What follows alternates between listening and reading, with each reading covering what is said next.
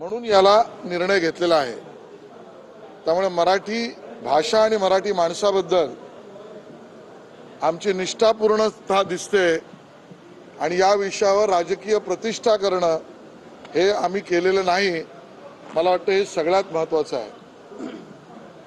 जो समिती किंवा अन्य भूमिका यातनं सरकार घेईल त्यामध्ये माननीय मुख्यमंत्र्यांनी आधीच सांगितलं होतं की सर्व घटकांशी चर्चा करून आपण हा निर्णय घेऊ आणि त्या अर्थाने यापुढे सर्व घटकांशी अगदी विरोधी पक्षाशी सुद्धा चर्चा केली जाईल।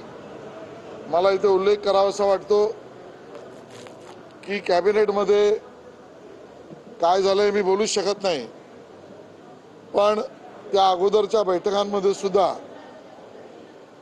स्वतः एकनाथ शिंदेजी आणि शिवसेना एकनाथ शिंदे यांनी ज्या भूमिका मांडल्या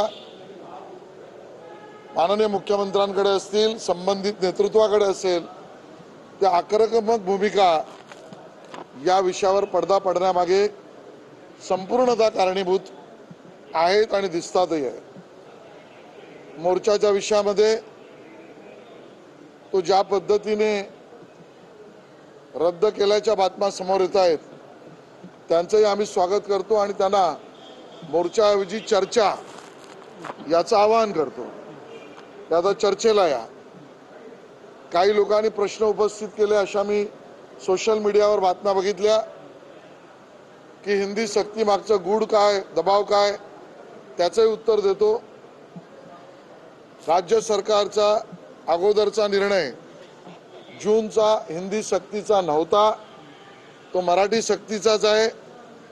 किंबहुना 5वी 6वी 7वी याला सुद्धा हिंदी सक्तीच्या ऐवजी हिंदी पर्याय हा निर्णय राज्य सरकारच्या अगोदरच्या GR मध्ये होता, त्यालाही स्थगिती मिळाली आहे आणि त्यामुळे सगळ्यांनीच मोर्चाऐवजी चर्चा करावी। मराठी माणसाच्या विषयावर राजकीय प्रतिष्ठा करण्याऐवजी मराठी माणसाशी निष्ठा करावी आणि या भूमिकेवर राज्य सरकारचा निर्णय हा सौ आणि